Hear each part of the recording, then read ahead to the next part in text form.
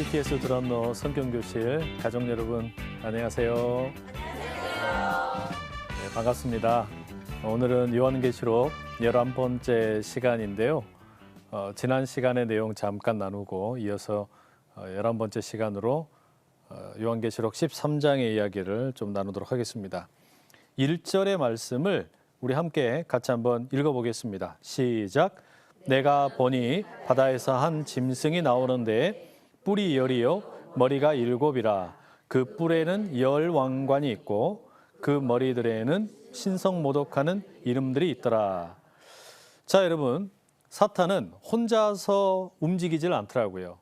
우리가 성부 하나님, 성자 예수님, 성령 하나님 이렇게 삼위일체로 하나님이 계시는 것처럼 요한계시록에 보면 사탄도 유사한 삼위일체로 행동을 합니다. 그래서 사탄 밑에는 사탄의 대리자 혹은 사탄과 파트너십을 가지고 있는 두 짐승이 나오게 되는데, 방금 읽었던 1절에 보면 그 첫 번째 조력자가 누구냐면 바다에서 올라온 짐승이라고 이렇게 소개되고 있습니다. 그러니까 지금 사탄이라는 존재가 이 어떤 삼각형의 꼭지점을 형성한다면 그 왼편과 오른편에 두 마리의 짐승이 있는 거예요. 조력자가 있는 겁니다. 첫 번째가 바다에서 올라온 짐승.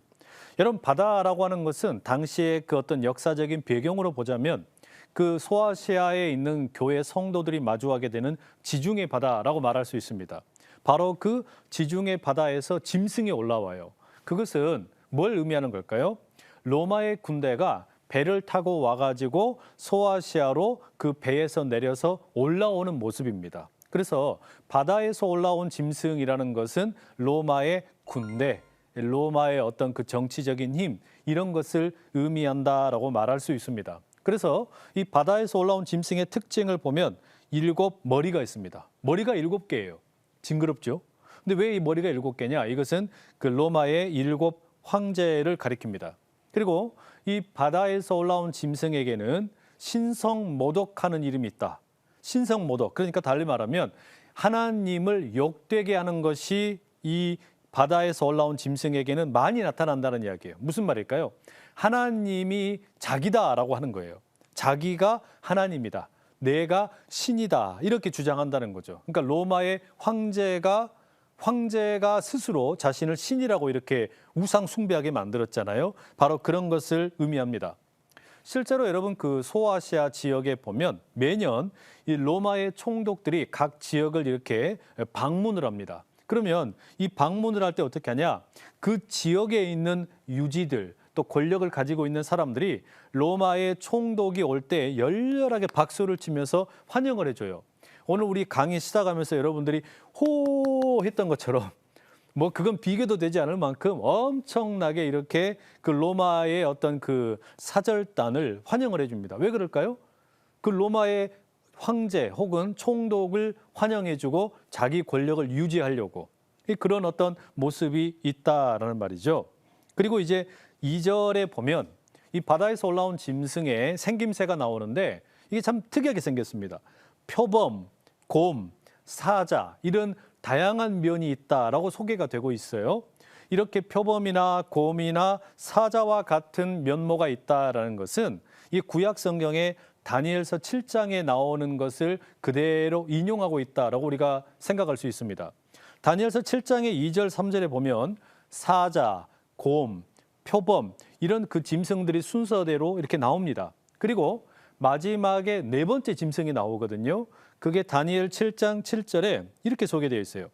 내가 밤 환상 가운데 그 다음에 본 넷째 짐승은 무섭고 놀라우며 또 매우 강하며 또 쇠로 된 큰 이가 있어서 먹고 부서뜨리고 그 나머지를 발로 밟았으며 이 짐승은 전에 모든 짐승과 다르고 또 10뿔이 있더라. 그러니까 마지막에 나오는 이 네 번째 짐승은 앞에 나오는 세 짐승보다 어떻다는 겁니까? 훨씬 강하다, 이렇게 묘사가 되어 있는 거죠. 그래서 여러분, 이 그 다니엘서에 묘사되고 있는 이 네 마리의 짐승은 순서대로 당시 그 고대 사회에서 그 차례대로 세상을 지배했던 네 개의 제국을 의미합니다. 그래서 뭐 바벨론, 그다음에 메데, 그리고 페르시아, 그리고 마지막에 이제 그리스, 이런 어떤 거대한 제국들을 묘사하는 표현이 그 다니엘서에 묘사되고 있는 네 마리 짐승이에요. 그런데 지금 사도 요한은 요한계시록에서 그 바다에서 올라온 짐승이 로마를 가리키는 것인데 이 로마의 힘이 얼마나 센 거냐? 그 네 마리 짐승을 다 합하여 놓은 것과 같다라는 거예요. 바벨론이나 메데나 페르시아나 그리스와 같은 이 제국들이 과거에 위세를 떨쳤는데 그들만큼이나 누가 힘이 세다는 겁니까? 로마 제국이 힘이 세다, 강력하다, 그걸 이야기해 주는 겁니다. 그러니까 나쁜 놈 위에 더 나쁜 놈이다 이런 말이죠. 그러니까 나쁜 놈 위에 더 나쁜 놈, 더 나쁜 놈 위에 제일 나쁜 놈이에요. 이게 뭐라는 거예요? 바다에서 올라온 짐승, 로마 제국의 모습이다. 우리가 이렇게 이해할 수 있습니다. 그런데 흥미로운 사실은 여러분 13장 3절에 보면 이 바다에서 올라온 짐승의 머리 하나가 죽었다가 상처가 나았다 이렇게 표현합니다. 그 짐승의 머리를 가리켜서 로마 황제라고 말씀을 드렸는데요. 머리 가운데 하나가 상하여서 죽게 되었다가 나았다. 여러분 이것은 우리가 계시록의 5장 6절에 보면 본래 어린 양을 묘사하는 표현이었어요. 그러니까 어린 양이 누굽니까? 예수 그리스도죠. 근데 예수님을 어린 양으로 비유하면서 뭐라 그러냐면 일찍이 죽임 당한 어린 양 이렇게 불렀어요. 그러니까 일찍이 죽임을 당했는데 어떻게 된 겁니까? 부활하신 예수님 이걸 보여주려고 예수님의 모습을 일찍이 죽임 당한 예수님 이렇게 묘사했단 말이에요. 그런데 지금 바다에서 올라오는 이 로마의 머리 중 하나가 마치 상하였다가 나은 것 같다 이렇게 이야기하고 있습니다. 여러분 왜 이렇게 보면 지금 이 어린 양 예수님과 로마의 황제가 거의 대등한 표현으로 지금 사용이 되고 있잖아요. 왜 이렇게 할까요? 이건요. 예수님이라고 하는 진짜 명품에다가 이 로마 황제라고 하는 가짜 짝퉁을 비교시켜 놓고 있는 거예요. 그러니까 로마 황제가 뭐 한다고 그랬습니까? 자꾸 자기가 신이라고 그러고 자기가 하나님이라고 그런단 말이에요. 그래서 내가 죽었다가 환생했다 이렇게 거짓말하고 다니는데 이걸 갖다가 진짜이신 어린 양 예수님과 딱 비교시켜 놓으니까 어떻게 되는 겁니까? 짝퉁인 게 드러나는 거예요. 이를테면 여러분 나이키 옆에 나이스가 쓰면 바로 이건 어떻게 되는 겁니까? 짝퉁인 게 드러나잖아요. 아디다스 옆에 아다다스가 서면 바로 드러나는 거예요.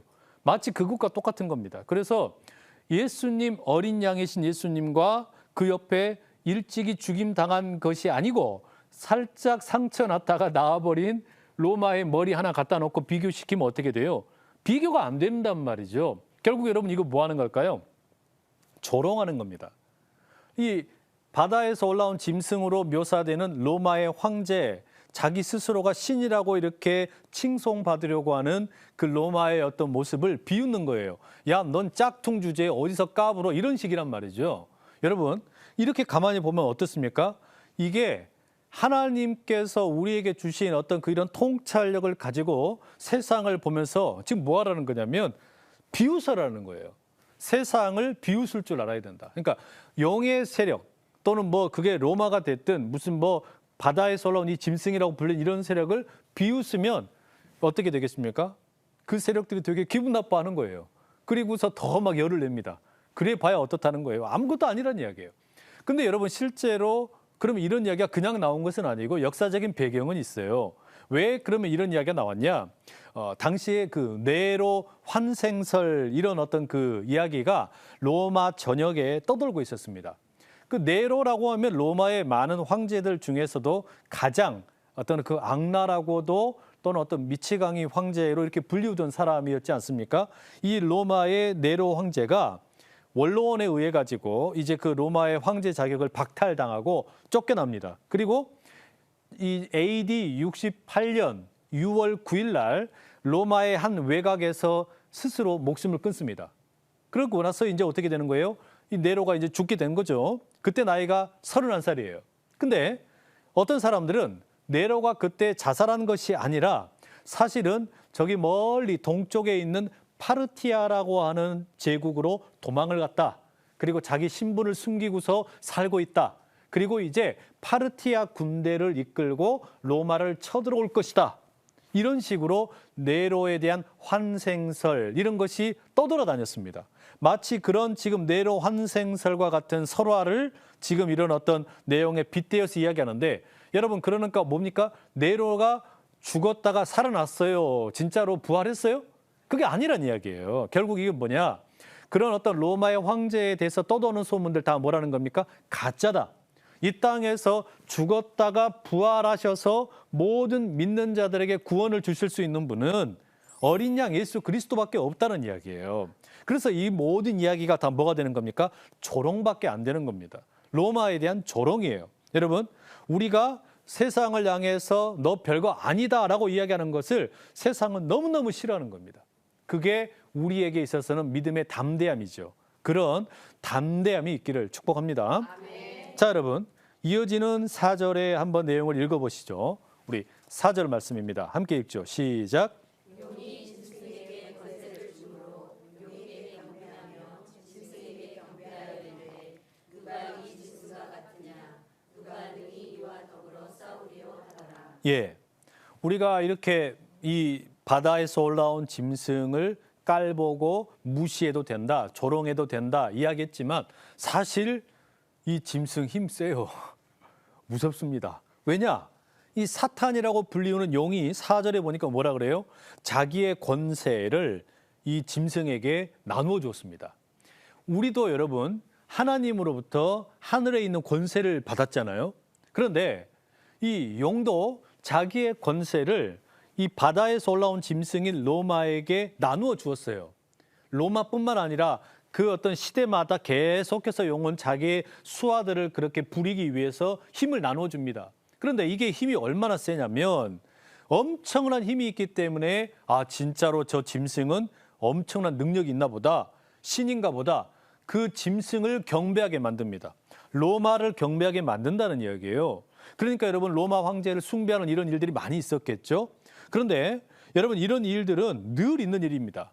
그래서 5절에 보면 뭐라고 이야기하냐면 이 짐승이 신성모독을 해요. 자기가 신이라고 스스로 지칭을 하고 다니고 하나님을 모욕합니다. 하지만 성경은 분명하게 앞서 우리가 살펴보았지만 이런 활동의 기간이 한정되어 있다고 이야기를 해요. 그게 얼마였죠? 42달 또는 3년 6개월, 1260일, 3.5년 다 같은 표현들이에요. 그죠? 왜 이런 시간을 표현을 해놨냐? 한정되어 있다. 그러니까 그것은 용에게로부터 잠깐 이렇게 권세를 받은 것이기도 하지만 동시에 사실은 하나님께서 잠깐 그 일을 용인을 해주고 계시는 거예요.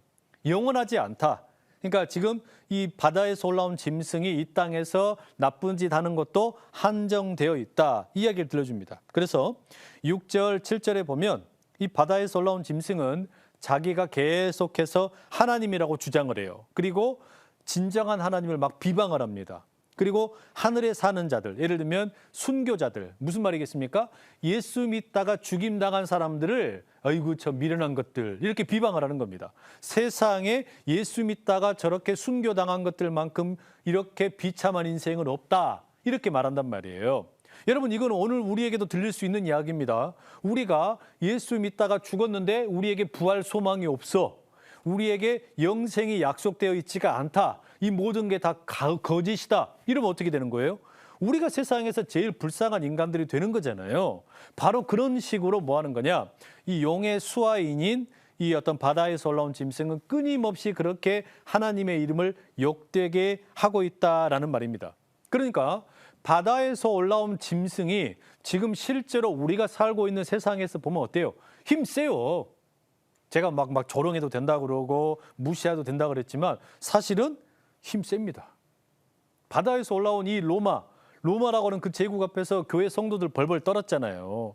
그리고 로마의 그 어떤 권력, 또 뭐 정치적인 힘, 또는 어떤 군사력, 경제력 이런 것으로 인해서 성도들이 핍박을 당하는 겁니다. 이게 현실인 게 맞아요. 실제적입니다. 그래서 어떻게 되냐? 그럼에도 불구하고 어떻게 돼요? 그래도 그 기간은 한정되어 있다. 성경은 계속 그 이야기를 해주는 겁니다.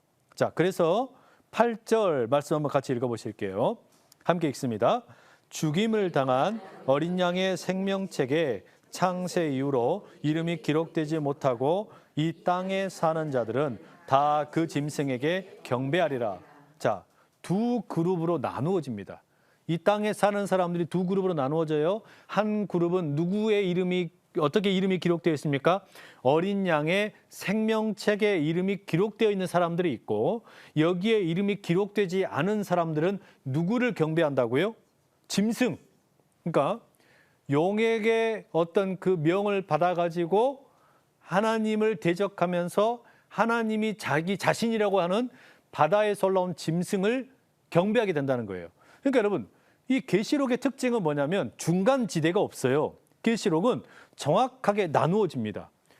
A 아니면 B라는 이야기예요. 그러니까 생명책에 기록된 사람이든지 아니면 짐승을 숭배하는 사람이든지 이렇게 나누어지지 그 중간 지대에 애매하게 있는 경우가 있다 없다? 없어요. 계시록의 경우에는 그게 없어요. 그만큼 어떤 그 종말론적인 심판의 메시지가 강한 겁니다. 자, 그러면 여러분 우리가 이렇게 바다에서 올라온 짐승, 로마와 같은 이런 힘센 실체를 어떻게 이길 수 있겠습니까? 그 방법이 9절과 10절에 나옵니다. 자, 함께 읽습니다. 시작. 누구든지 귀가 있거든 들을지어다. 사로잡힐 자는 사로잡혀 갈 것이요 칼에 죽을 자는 마땅히 칼에 죽을 것이니 성도들의 인내와 믿음이 여기 있느니라. 자, 여러분 이게 무슨 말입니까? 용의 대리인으로 바다에서 올라온 이 로마에 의해서 죽을 자는 어떻게 된다고요? 죽는데요. 칼에 죽을 자는 칼에 죽는다는 겁니다. 순교를 당한다는 거예요. 그러니까 로마 제국이라는 현실에 그 힘은 엄청나게 센 게 사실이에요. 그리고 이 현실 가운데 로마 제국에 맞서서 살다가 순교 당할 수도 있고 또 어떤 이들은 감옥에 갈 수도 있고 여러 가지 박해를 당할 수 있다는 겁니다. 그런데 마지막에 뭐라고 표현되어 있냐면 그럼에도 불구하고 저항하는 방법이 있는데 그게 뭐냐? 성도들의 인내와 믿음이라고 이야기를 해요. 그러니까 여러분 우리가 이 어떤 그 로마와 같은 바다에서 올라온 짐승, 이를테면 물리적인 힘으로 교회와 성도를 핍박하는 경우에 이길 수 있는 무기는 뭐냐? 인내와 믿음이에요. 그러니까 여러분 이런 거잖아요. 상대방이 아무리 때려도 거기에서 얻어 터진다고 그래도 계속해서 그걸 참아버리면 누가 이긴 겁니까? 때린 사람이 이긴 거예요? 맞는 사람이 이긴 거예요? 결국은 맞는 사람이 이긴 거예요. 계속 때려라. 나는 절대로 그래도 굴복하지 않겠다. 이렇게 해버리면 그 때리는 자의 그 어떤 의도가 달성되지 못한 거죠. 그걸 이야기하는 거예요. 그러니까 성도의 인내와 믿음이 이런 로마와 같은 바다에서 올라온 짐승을 이기는 무기라는 겁니다. 이것은 어찌 보면 여러분 나약한 표현인 것 같지만 그 인내와 믿음은 어떤 의미에서는 가장 강력한 능동적인 대처이기도 한 것이죠. 그래서 믿음을 가지고 저항하라, 인내하라. 성도가 인내하면서 버티면 결국 때리는 자가 지쳐서 쓰러진다. 이걸 이야기하는 거예요. 여러분 우리가 일본에 의해서 이렇게 그 식민지로 살아갈 때 일본이 아무리 교묘하게 한국 사람들을 공격을 하고 또 한국의 어떤 민족을 말살하려고 그러고 민족의 어떤 정신을 끊으려고 그랬지만 끝까지 무너지지 않는 한국의 어떤 이 민족 정신이 있었잖아요. 결국 견뎌내니까 그게 무너지질 않는 겁니다. 일본 사람들이 무슨 민족의 정기를 끊겠다고 유명한 산에 가서 말뚝을 받기도 하고 뭐 오만 가지 방법을 썼지만 끝끝내 한 민족의 정기가 살아 있었잖아요. 마치 그와 같은 거예요. 인내와 민족이 있으면 기독교의 신앙, 이 어떤 하나님을 향한 신앙, 예수 그리스도를 믿는 이 신앙이라는 것은 절대로 끊어지지 않고 죽지 않는다. 이걸 얘기한단 말이에요. 그래서 첫 번째 짐승, 바다에서 올라온 짐승을 이기는 방법은 뭐라고요? 인내와 믿음이다. 이걸 우리가 정리할 수 있습니다. 자, 두 번째 용의 대리인은 누구냐? 11절에 보면 땅에서 올라온 짐승이 소개가 됩니다. 11절 말씀 읽어보실게요. 시작.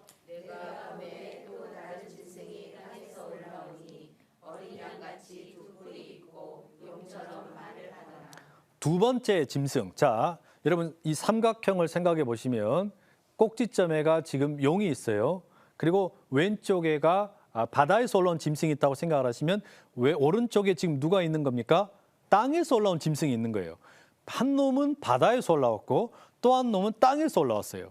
여러분, 바다에서 올라왔다는 것은 일반적으로 생각을 해보면 현재 땅에 살고 있는 사람들에게 어떤 이방인입니다. 이질적인 존재예요. 그러니까 소아시아에 있는 교회 성도들의 입장에서 보면 로마의 어떤 외부 세력들이 들어온 겁니다. 그러면 땅에서 올라온 짐승이라는 건 이건 뭘까요?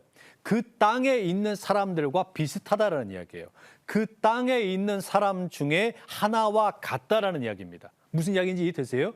그러니까 우리가 이 어떤 그 문호를 개방해라 그러면 바다에서 들어온 사람들이잖아요. 흥선대원군이 쇄국 정책을 해서 바다에서 들어오는 세력을 막았단 말이죠. 이건 바다에서 들어오는 외부 세력이에요. 근데 땅에서 일어난 어떤 한 사람, 이건 조선 사람과 같은 사람 중에 한 명이라는 이야기예요. 그러니까 이것은 말하자면 성도처럼 보이고 교회에 나오는 사람처럼 보이는데 보니까 진짜가 아닌 거예요. 이게 그러니까 뭐냐? 거짓 선지자와 같다라고 이야기할 수 있습니다. 예수님께서도 여러분 그런 이야기 하셨죠. 마태복음 7장 15절에 보면 거짓 선지자들을 삼가라. 양의 옷을 입고 너희에게 나오나 속에는 노략질하는 일이라. 그러니까 여러분, 양의 옷을 입었지만 실제 속은 뭐라는 겁니까? 일이, 늑대라는 거예요. 지금 그래서 바다에서 올라온 짐승은 외부에서 온 어떤 그 물리적인 힘으로 성도들을 핍박하는 세력이라면 땅에서 올라온 짐승은 교회의 성도들과 비슷해 보입니다. 믿음이 있는 것 같아요. 그런데 어떻게 하는 겁니까? 교묘하게 그 믿음을 변질시키는 거짓 선지자다. 이렇게 이야기하는 겁니다. 그래서 12절에 보면 그가 먼저 나온 짐승의 모든 권세를 그 앞에서 행하고 땅과 땅에 사는 자들을 처음 짐승에게 경배하게 하니 곧 죽게 되었던 상처가 나은 자니라. 자, 보세요. 이 땅에서 올라온 짐승이 무슨 일을 하냐면요. 땅에서 올라온 짐승은 자기를 예배하라고 하질 않아요. 그럼 누구를 예배하라고 말하는 겁니까? 앞에 나왔던 짐승을 예배하래요. 앞에 나왔던 짐승이 누구였죠? 바다에서 올라온 짐승. 로마를 예배하라는 겁니다. 자, 그러니까 용이 지금 쓰는 방법, 자기의 파트너가 바다와 땅에서 각각 올라온 짐승인데 이 용이 지금 쓰고 있는 전략이 바다에서 올라온 로마, 그리고 땅에서 이제 비슷하게 살고 있는 거짓 선지자들 통해서 누구 예배하라고요? 로마를 예배하라는 거예요. 근데 로마를 예배하라는 것은 곧 누구를 예배하는 것과 똑같은 거냐면 용으로 표현되는 사탄을 예배하는 것과 똑같은 거예요. 결국은 그런 식으로 이 어떤 그 비슷해 보이는 우리나라 사람들 가운데 예를 들어서 일제시대 가운데 우리가 일본을 따라야 된다 이렇게 얘기하는 사람도 있잖아요. 바로 그런 어떤 친일파를 이야기하는 거예요. 그러니까 우리가 일제시대를 생각을 해보면 그 일본의 군인들이 바다에서 올라온 짐승이라면 한국 사람들 중에도 우리가 살 길은 일본의 뜻을 따르는 것밖에 없다. 이렇게 말하는 사람도 있었잖아요. 그 사람들이 뭐가 되는 겁니까? 땅에서 올라온 짐승이에요. 이렇게 우리가 비유를 해볼 수가 있습니다. 그래서 여러분, 실제로 이 당시에 보면 로마 제국 전체에 보면 그 황제 예배라고 하는 거, 그러니까 로마 황제를 예배하는 것을 촉진하기 위해서 각 지역마다 이 코이논이라는 기구가 있었어요. 이 코이노니아라고 하는 이 기구에서는 그러니까 동네 사람들로 하여금 로마 황제가 진짜 하나님이니까 로마 황제를 예배합시다 이렇게 그걸 선동하는 일을 하는데 거기에서 일하는 사람들, 자기들을 사제라고 불렀어요. 근데 그 사람들은 알고 보면 뭔 겁니까? 가짜 사제인 거예요. 거짓 선지자와 같은 노릇을 하는 겁니다. 자, 그런 여러분, 이런 어떤 모습을 보면서 우리가 지금 어떤 그 용이 사용하는 성도들을 또 교회를 무너뜨리려고 하는 전략이 뭔지가 대략 나오죠. 바다에서 올라온 짐승은 물리적으로 때리려고 그러는 겁니다. 그리고 그렇게 때리는 자들은 어떻게 하는 거예요? 믿음과 인내로 견디면 돼요. 그런데 땅에서 올라온 이 어떤 그 거짓 선지자들, 이들은 어떻게 하는 겁니까? 때리는 방법이 아니라 회유책을 쓰는 거예요. 너 먹고 살기 힘들잖아. 경제적으로 힘들잖아. 그러려고 어떡하려고 그래. 자식도 이제는 공직에 진출해야지. 학교도 들어가야지. 그러려면 어떻게 해야 돼? 로마에 우리가 절하자. 이거 이렇게 꼬신단 말이에요. 그러면 어떻게 해요? 이거는 어떤 유화 정책으로 포섭하는 거죠. 이런 방식으로 용이 뭐 하는 겁니까? 성도들을 계속해서 예수님으로부터 멀어지게 만드는 거예요. 이게 용의 전략이다라는 겁니다. 그래서 거짓 선지자, 땅에서 올라온 짐승은 뭘 하냐? 13절, 14절에 보면 이적을 보여줘요. 막 기적을 보여주는 겁니다. 그렇게 해서 뭐 하는 겁니까? 야, 하나님에게만 능력이 있냐? 예수님에게만 능력이 있냐? 나도 능력 있다. 이렇게 하면서 여러 가지 기적을 보여줍니다. 그럼 여러분, 이런 어떤 나쁜 거짓 선지자도 기적을 보여줄 수 있다, 없다? 있어요. 그러니까 여러분, 어떤 그 기적이라든지 현상을 따라가게 되면 우리의 신앙이라는 것이 너무 막 흔들려 버려요. 왜요? 여러분, 돈이 기적을 일으킵니다. 돈이 얼마나 힘이 셉니까? 그러니까 아무것도 못할 것 같은 상황에 돈이 딱 들어가면은 어떻게 돼요? 기가 막힌 일이 펼쳐지는 거예요. 그러니까 돈을 따라가면 안 돼요. 또 어떤 무슨 막 신비한 현상을 따라가면 귀신도 귀신같이 일을 해요. 그러니까 여러분 어떻게 되는 겁니까? 그 귀신 같은 일을 따라가다 보면 우리가 하나님을 따라가는 게 아니라 예수님을 따라가는 게 아니라 엉뚱한 걸 따라갈 수 있다는 이야기죠. 그걸 지금 여러분 우리가 조심해야 되는 겁니다. 그런 이야기를 우리가 하는 거죠. 자, 그다음에 16절, 17절에 보면 바로 그런 어떤 이제 이 바다에서 올라온 짐승과 땅에서 올라온 짐승이 함께 막 합작을 합니다. 내용이 이렇게 나와요. 자, 함께 읽어보실게요. 16절, 17절 시작.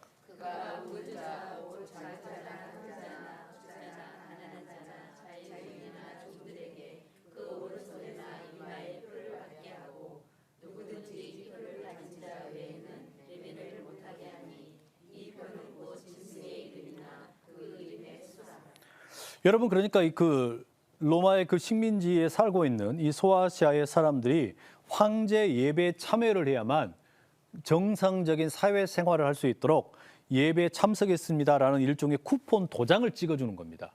이게 있으면 뭐가 되는 거냐면 자식들도 공직에 진출할 수 있어요. 또 장사를 할 때도 제대로 할 수 있는 겁니다. 이걸 받지를 못하면 사람답게 살기가 어려운 거예요. 자, 그러다 보니까 어떻게 되는 겁니까? 이게 성도들에게 너무 힘들어요. 이게 우리가 말씀드렸던 것처럼 우리 그 일제시대에 우리가 경험했던 일과 비슷한 거죠. 이름을 일본식으로 바꾸지 않으면 또 우리가 일본의 문화를 따르지 않으면 어떻게 되는 겁니까? 한국 사람이 공직에 진출하는데 장애가 많아지는 거예요. 마치 그와 같은 일이 생기니까 실제적으로 성도들이 고민이 되겠습니까? 안 되겠습니까?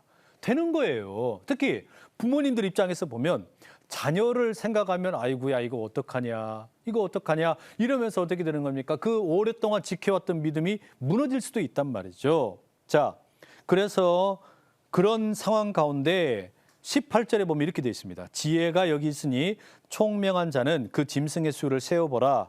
그것은 사람의 수니 그의 수는 666이라. 그 유명한 666이 나와요. 여러분 666 그러면 이건 거의 우리에게는 그 두려움의 대상이잖아요. 무슨 막 이단이라든지 어떤 너무 어떤 시한부 종말론이라든지 이런 데서 그냥 무슨 뭐 베리칩이라든지 또는 무슨 바코드라든지 이런 것에 어떤 그 또는 컴퓨터라든지 이런 것으로 해석하는 분들이 많으셔요. 그런데 여러분 이건 그 우리가 그렇게까지 볼 필요가 없는 게 여러분 우리가 성경책을 살 때도 바코드로 찍어서 성경을 삽니다. 그죠?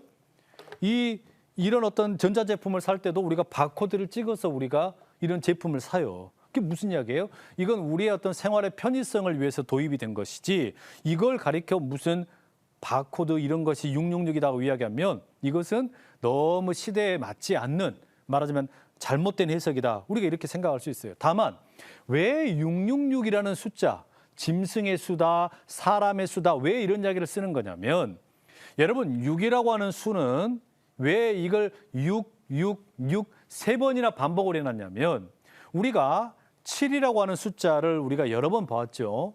요한계시록에서 7 그러면 완전수란 말이에요. 하늘과 땅이 합하여 준 수입니다. 그런데 7이 절대로 될 수 없는 6이라는 의미예요.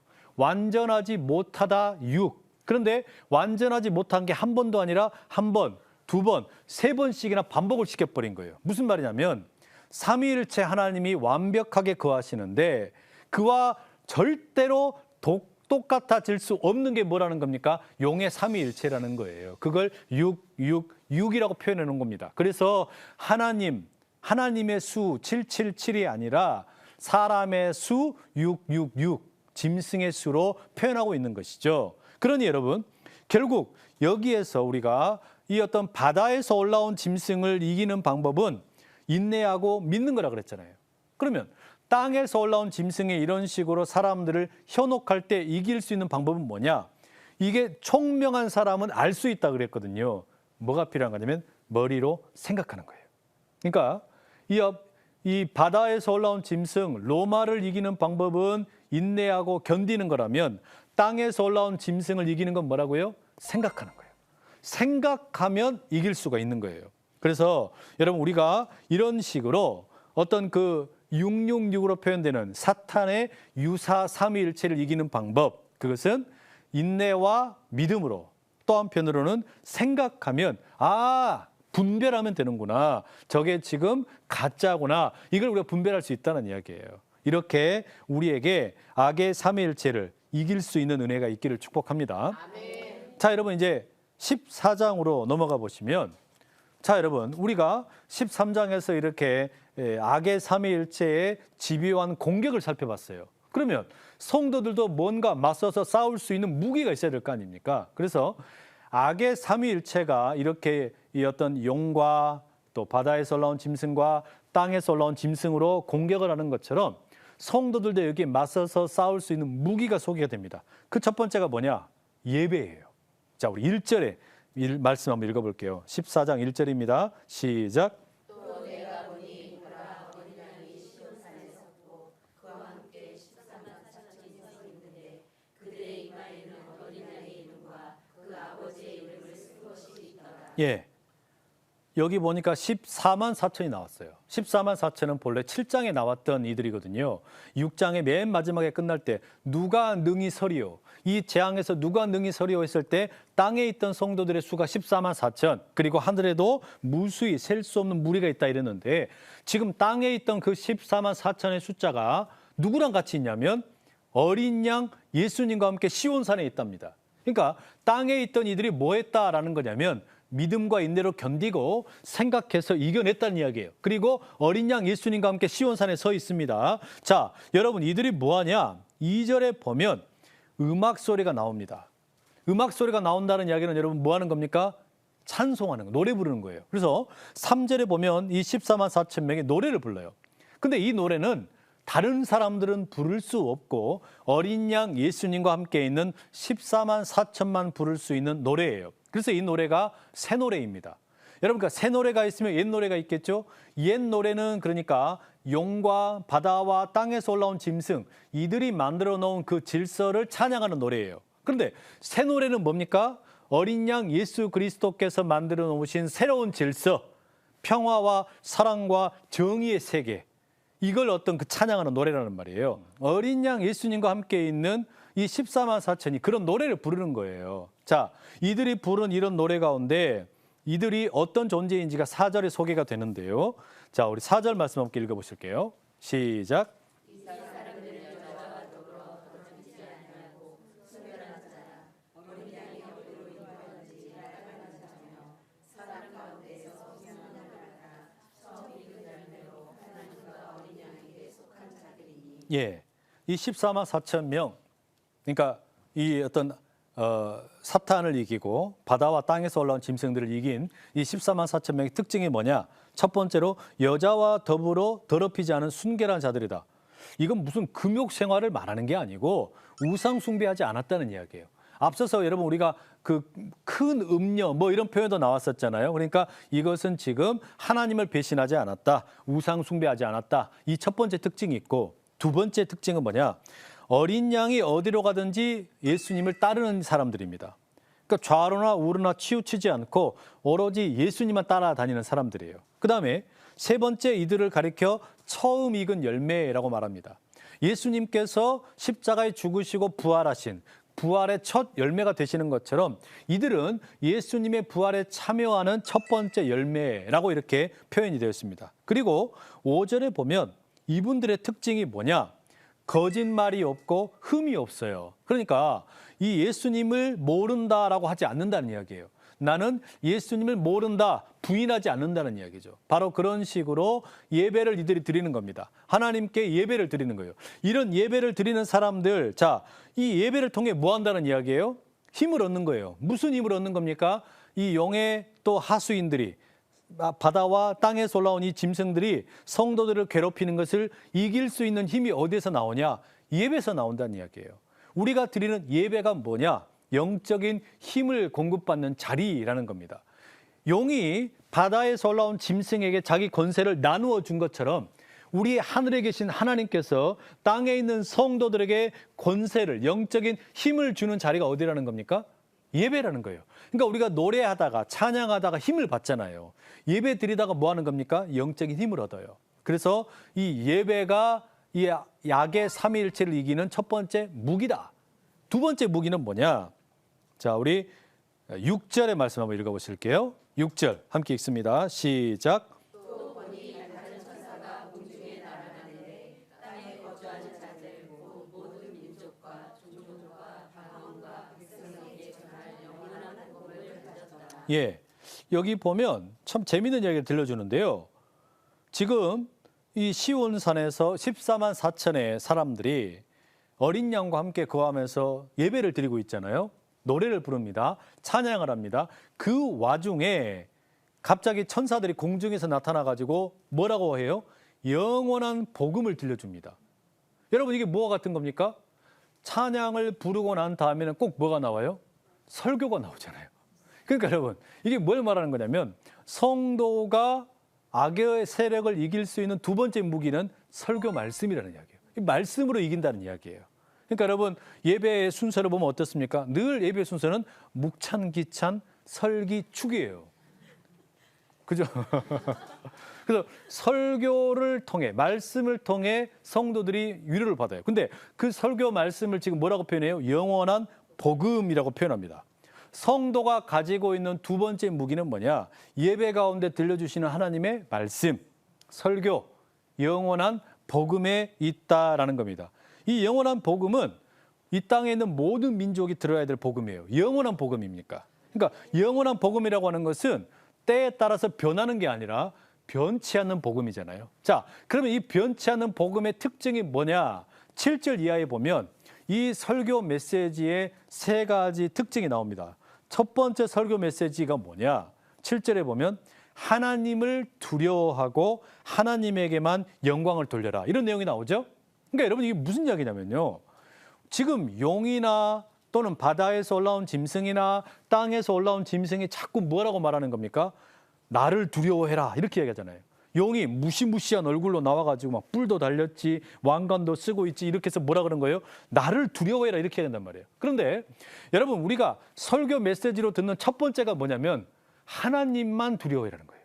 이건 뭘 말하는 거냐면 내가 하나님만 두려워하게 되면 그 다음부터 나머지 건 어떻게 되는 겁니까? 두렵지가 않은 거예요. 진짜 두려워할 분을 두려워하게 되면 나머지가 두렵지 않아요. 그런데 내가 하나님을 두려워하지 않게 되면 엉뚱한 것을 두려워하게 됩니다.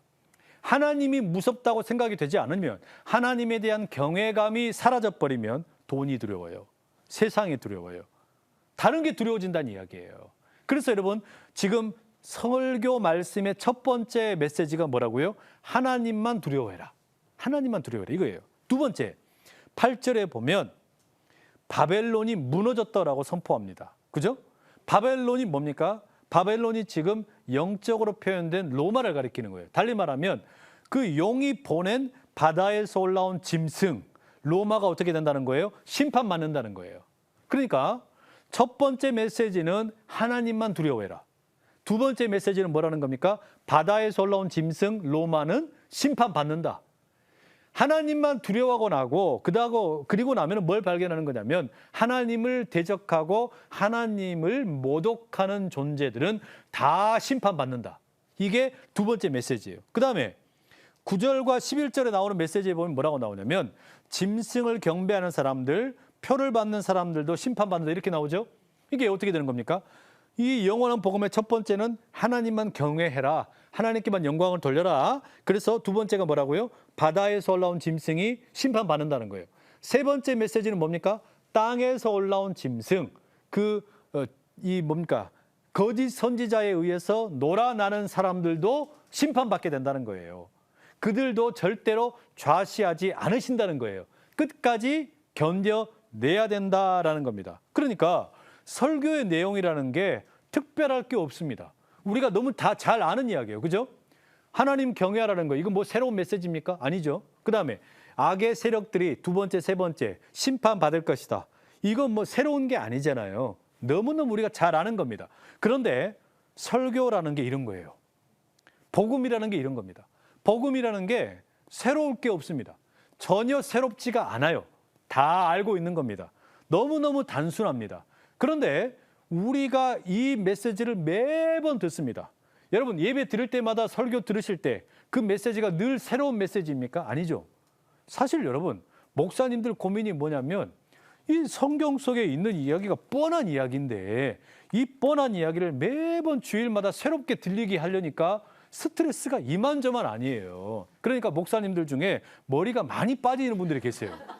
왜냐하면 이게 뻔한 이야기를 뻔하지 않게 하려니까 이게 쉽지가 않은 겁니다. 그런데 왜 그러면 우리는 이렇게 설교를 하는 걸까? 왜 우리는 이런 영원한 복음을 듣는 걸까? 가만히 생각해 보세요, 여러분.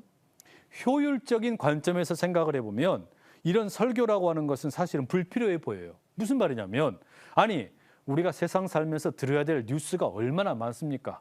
남북의 문제는 어떻게 될 것이며, 한국과 일본의 관계는 어떻게 될 것이며, 미국과 중국의 무역 전쟁은 어떻게 될 것이며, 앞으로 이 땅의 어떤 열강들의 관계는 어떻게 될 것인가, 우리 자식들의 어떤 입시 문제는 어떻게 될까, 우리 회사는 어떻게 될까, 앞으로의 어떤 그 고령화 사회는 어떻게 될까.